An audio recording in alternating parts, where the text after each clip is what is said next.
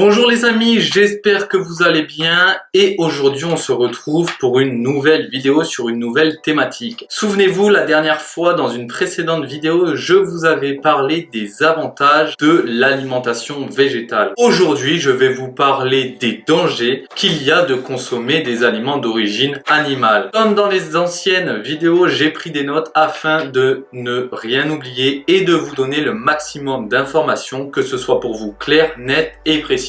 Donc sans plus tarder, quels sont les dangers qu'il y a lorsqu'on consomme des produits d'origine animale? Alors certains coachs sportifs ou nutritionnistes prônent le fait qu'il est nécessaire de manger des aliments d'origine animale, que ce soit pour être en meilleure santé ou alors se transformer physiquement. Or, cela a été scientifiquement prouvé qu'il n'est pas nécessaire d'être omnivore pour pouvoir vivre dans de meilleures conditions ou alors se transformer physiquement. Soyez-en sûrs, vous pourrez accéder à un physique dont vous avez toujours rêvé, être en meilleure santé, décupler votre énergie, etc.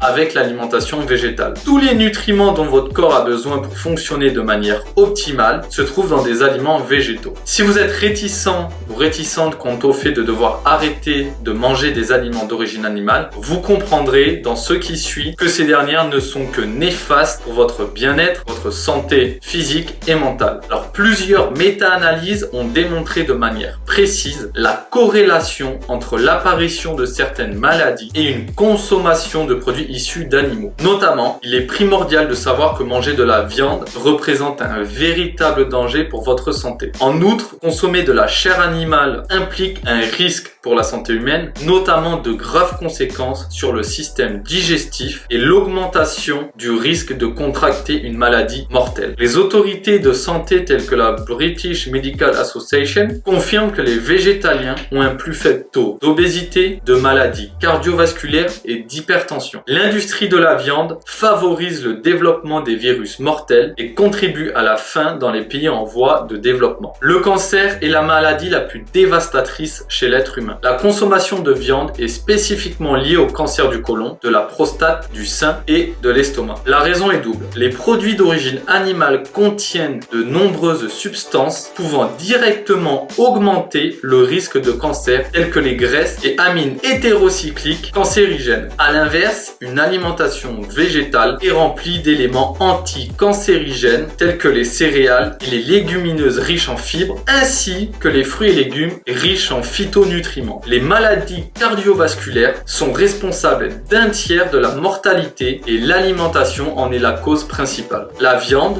les œufs et les produits laitiers sont riches en cholestérol qui s'accumule dans les artères et les obstrue, empêchant le cœur de fonctionner correctement. Le cholestérol se trouve uniquement dans les produits d'origine animale, ce qui signifie qu'une alimentation végétale est complètement dépourvue de cholestérol tout en étant riche en fibres, ce qui permet d'éliminer les excès de graisse du corps. Les mêmes substances que l'on retrouve en grande quantité dans les produits d'origine animale, notamment les graisses et le cholestérol, augmentent le risque de maladies cardiovasculaires ainsi que le risque d'obésité. En revanche, l'alimentation végétale est pauvre en graisse, ce qui signifie que les végétaliens sont en moyenne plus minces que les mangeurs de viande et ont un indice de masse corporelle plus faible. À ce jour, plus de 14,5% de la population en France souffre d'obésité. Manger de la viande impose un lourd fardeau au système public de santé et fait payer le prix fort aux animaux. Vous vous en doutez sûrement, les animaux sont fréquemment alimentés d'antibiotiques afin de prévenir les épidémies du fait des conditions d'insalubrité et de surpeuplement dans les élevages intensifs. Cela veut dire non seulement que lorsque vous mangez de la viande, vous pouvez ingérer involontairement des doses de médicaments avec votre repas, mais aussi que cela a des conséquences inquiétantes pour la santé publique. En 2012, des scientifiques de l'université de Cambridge ont découvert une souche de la superbactérie MRSA dans le lait de vache et de cochon anglais qui semble avoir provoqué des infections chez les humains. Les souches résistantes de colis et de salmonellose ont également des chances d'émerger. Il y a 20 temps, l'épidémie de la vache folle a montré comment les pratiques peu scrupuleuses de l'industrie du bétail peuvent tout autant conduire à la mort d'humains que d'animaux, et nous ne sommes pas à l'abri d'une nouvelle crise. Aujourd'hui, dans les élevages intensifs, les cochons sont parqués dans des hangars insalubres et surpeuplés, souvent par milliers. Les poulets et les dindes sont souvent entassés dans des hangars répugnants par dizaines de milliers. Ils partagent dans leurs propres excréments et respirent une atmosphère saturée d'ammoniac qui leur brûle les poumons et endommage leur système immunitaire. Les conditions dans ces hangars constituent un terrain propice au développement des pathogènes. Hormis la consommation de viande qui augmente l'apparition de maladies, la consommation de lait de vache en est aussi à l'origine. Vous devez savoir que le lait de vache est indigeste. Le lait de vache est constitué de lactose et des graisses saturées, les mauvaises graisses. Ces nutriments ne permettent pas à l'estomac humain de le digérer correctement. La caséine présente dans le lait se colle aux parois intestinales, obligeant le corps à produire des anticorps en très grand nombre et générant de ce fait des inflammations. Le lait de vache est allergène. Il entraîne des complications dans les intestins. Ces molécules passent la barrière intestinale sans être scindées. En effet, les protéines de lait de vache étant en quantité 3 fois plus importante que dans le lait maternel, elles peuvent entraîner chez le nourrisson et chez l'adulte des allergies et des pathologies telles que l'asthme, de l'eczéma, une fatigue aiguë, des migraines, des bronchites, des rhinopharyngites, etc.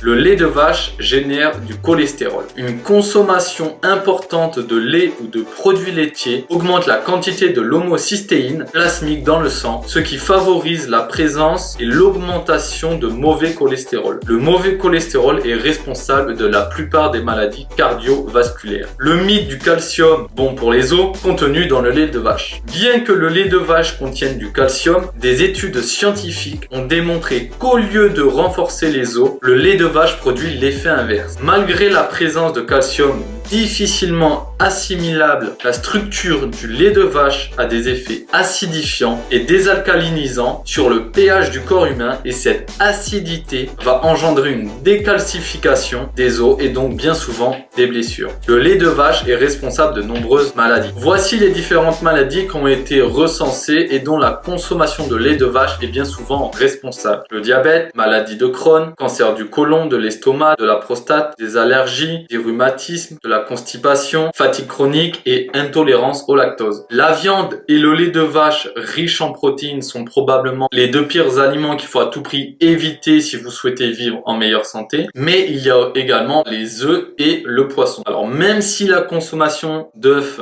reste moins dangereuse que celle de la viande et du lait, il faut néanmoins ne pas en consommer lors d'un régime végétalien. Il est vrai que ces derniers contiennent du cholestérol. Celui-ci est exclusivement présent dans le jaune. Il faut donc de manière logique limiter la consommation des œufs, voire les exclure en cas de régime anti-cholestérol. Cependant, pour éviter toute confusion, il est important de rappeler qu'il existe deux types de cholestérol. Le bon, HDL cholestérol, et le mauvais, LDL cholestérol. De nombreuses études montrent aujourd'hui que les œufs consommés en quantité raisonnable entre 2 à 3 par semaine n'augmentent que très peu le mauvais cholestérol, celui qui est néfaste à nos artères. A fortiori, il n'est pas recommandé de consommer des œufs provenant de poules élevées en cage. Il faut au minimum qu'ils proviennent de poules élevées en plein air ou qui soit biologique. Par ailleurs, la consommation de poissons constitue la principale source d'exposition alimentaire de l'être humain au méthylmercure, mercure sous forme méthylée. Le niveau de contamination des poissons peut varier selon les espèces. Il a tendance à être plus élevé chez celles qui se situent en haut de la chaîne alimentaire, les grands prédateurs. À haute dose, le méthylmercure est toxique pour le système nerveux central de l'être humain, en particulier durant son développement